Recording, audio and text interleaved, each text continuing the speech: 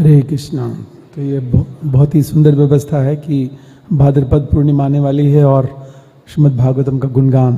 तो आप लोग जानते ही हो कि श्रीमद् भागवतम का जब भी मैं कक्षा करता हूँ तो हमेशा एक ग्लोरिफिकेशन उसका सुनाता हूँ।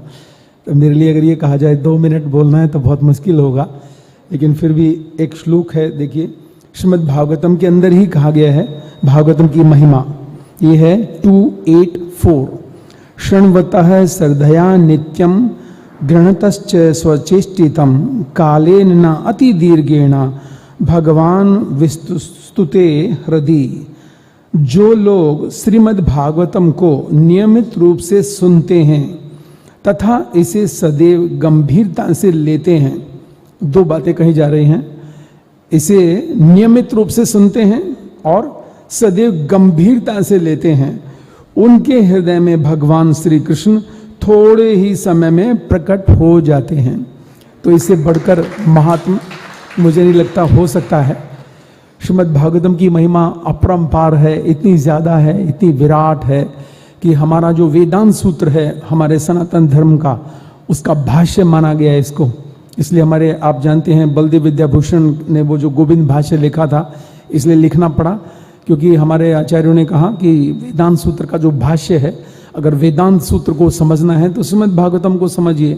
तो रसमालयम है, हमारे जितने भी वेद हैं कल्प वृक्ष के समान हैं, जितने भी पुराण हैं 18 पुराण 18 उपपुराण, वो सब क्या है, वो सब फ्रूट्स हैं, लेकिन उनमें छिलके हैं, गुठली हैं, पल्प लेने के लिए उनको हटाना पड़ेगा। लेकिन श्रीमद् भागवतम क्या है, रसमालयम। जैसे हमारे अमोगले रपो कहते हैं कि ये रियल जूस है, ट्रॉपिकाना नहीं है, बिल्कुल रियल जूस है, प्योर, जस्ट आपको उसको ले सकते हैं। तो लोकनाथ गोस्वामी बोलते हैं कि जो श्रीमद् भागवतम पढ़ता है वो मेरा मित्र है, मैं उसका मित्र हूँ। भगवान श्री कृष्ण कहते हैं कि जिसके घर में श्रीमद् भागवतम रखा होता है, क्योंकि ये भाद्रपद पूर्णिमा पर हमें सबको एक एक व्यक्ति को पूछना है, विशेष रूप से भक्तों से ही शुरुआत करनी चाहिए कि भक्तों के घर में है या नहीं है। तो प्रत्येक भक्त के घर में होना चाहिए। भगवान श्री कृष्ण कहते हैं कि जिसके घर में श्रीमद् भागवतम रखा होता है, मैं उसके पीछे ऐसे चलता हूँ जैसे नई गाय अगर बछड़ा दे तो बछड़े को जहाँ ले जाएंगे गाय वहीं जाएगी। तो जिसके भी घर में श्रीमद् भागवतम रखा है, भगवान स्वयं अपने आप उनके घर में आते हैं। और शिव जी थोड़े कठोर शब्द बोलते हैं पद्म पुराण में कि जिन व्यक्तियों ने श्रीमद् भागवतम नहीं पढ़ा है पार्वती, उन लोगों ने बिना बात ही अपनी माता को 9 महीने बोझ दिया। तो श्रीमद् भागवतम पढ़ना ही एकमात्र उद्देश्य है इस जीवन का। कल ही मैं चर्चा कर रहा था पार्थसारथी फाउंडेशन में कि जिस स्थान में श्रीमद् भागवतम की चर्चा होती है उस स्थान में अयोध्या, द्वारका, जो जितने भी हमारे 4 धाम हैं, समस्त पवित्र नदियां, समस्त पवित्र पर्वत, जितने भी झील खाइयां हो सकती हैं, वो सब उपस्थित हो जाती है वहां जहां श्रीमद् भागवतम पर विचार विमर्श किया जाता है। एक स्थान में शिव जी और कहते हैं कि जिस के घर में श्रीमद् भागवतम रखा होता है उसके पितरों को अपने आप ही रोज दूध, दही, शहद सप्लाई किया जाता है, क्योंकि उसके घर में श्रीमद् भागवतम रखा है। एक और स्थान में शिव जी कहते हैं कि जो व्यक्ति श्रीमद् भागवतम नहीं पढ़ता है, विशेष रूप से एकादशी के दिन, उसे वैष्णव स्वीकार नहीं किया जाना चाहिए। तो बहुत लगभग 28 ग्लोरिफिकेशन किए हैं शिव जी ने पद्म पुराण के अंदर कि भागवतम घर में रखना इतना आवश्यक है। तो जितना भी कहा जाए उतना ही कम है। और मैं तो पर्सनली बोलता हूँ, हमेशा मेरा सबसे फेवरेट है कि श्रीमद् भागवतम, जिस समय श्रीमद् भागवतम पढ़ा जाता है उस समय मुझे लगता है कि एक सुरक्षा चक्र है जिसमें कोई भेद नहीं कर सकता।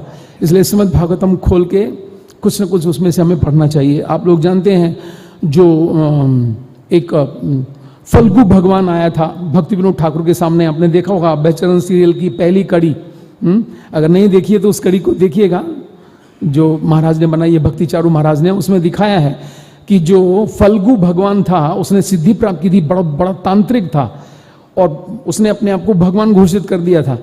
लेकिन भक्ति विनोद ठाकुर अपने हाथ में भागवतम लेकर जाते हैं युद्ध करने के लिए, और जिस समय वो अपनी सारी नेगेटिव पावर छोड़ रहा था, श्रीमद् भागवतम उनकी गोद में था, इसलिए एक सुरक्षा चक्र बन गया था। जितनी भी उसने पावर छोड़ी वो सब वापस जा रही थी। और आखिर में उसने ऐसी पावर छोड़ी, नेगेटिव पावर, जो भागवतम को देख करके वापस उसी को मार डाला।